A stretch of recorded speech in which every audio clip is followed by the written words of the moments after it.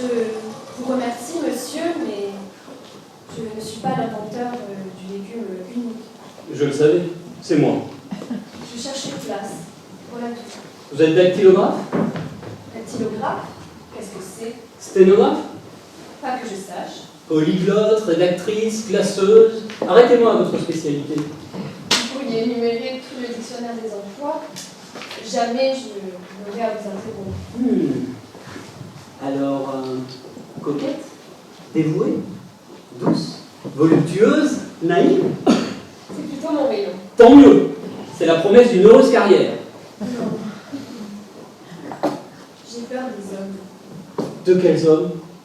À les voir, je défaille. Peur de l'huissier? De tous, des huissiers, des présidents, des militaires. Là où il y a un homme, je suis comme une voleuse dans un grand magasin qui sent sur son cou le souffle de l'inspecteur. Voleuse de quoi?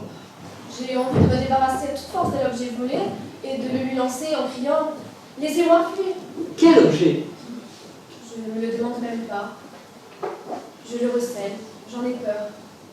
Leurs costumes, sans doute, vous impressionnent. Leurs choses et leurs règles. Je me suis trouvée avec des nageurs, leur grec était à terre et l'objet me pesait tout autant. Peut-être ils vous déplaisent, tout simplement. Je ne crois pas. Leurs grands yeux de chien, leurs poils, leurs grands pieds me plaisent et ils ont des organes bien à eux qui m'attendrissent, comme Adam au repas par exemple. Mais dès qu'ils me regardent ou me parlent, je défaille. Cela vous intéresserait de ne plus défaillir? Vous dites? Cela vous intéresserait de les mener à votre guise, de tout obtenir d'eux, de faire plonger les présidents, grimper les nageurs? Il y a des recettes. Une seule, infaillible. Et pourquoi me la diriez-vous?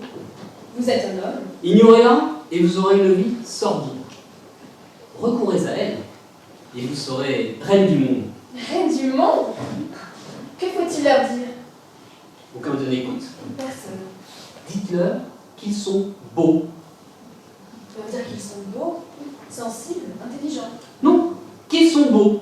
Pour l'intelligence et le cœur, ils savent s'en tirer eux-mêmes. Qu'ils sont beaux.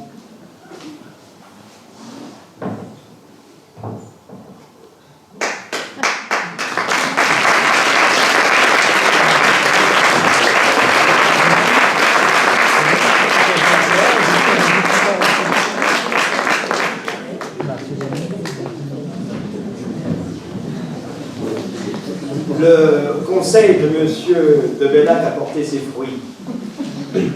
Non seulement Agnès a rencontré le président, mais elle a totalement séduit.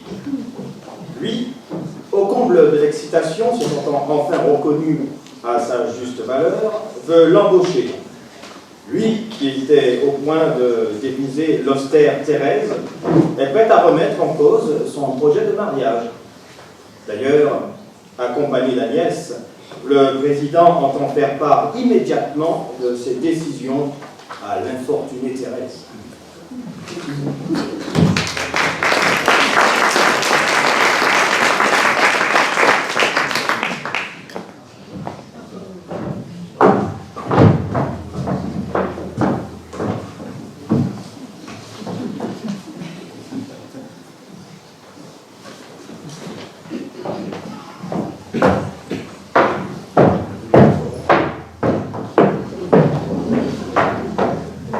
Que je vous présente.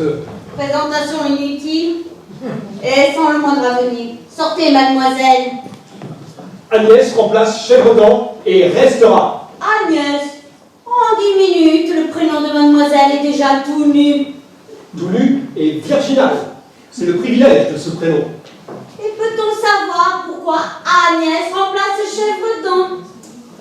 Parce qu'elle me trouve beau. Tu deviens fou. Non, je deviens beau. Tu sais ce que tu étais ce matin? Ce matin, j'étais un homme à jambes légèrement arquées, au teint blafard, à la dent molle. J'étais ce que tu me voyais. Je te vois encore. Oui, mais Agnès me voit aussi. Je préfère son œil. Du moins, j'espère que malgré ta présence, elle continue à me trouver aussi beau.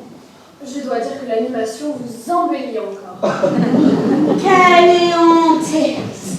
Tu entends? Je ne l'ai pas fait lire. L'animation m'embellit encore, dit Agnès.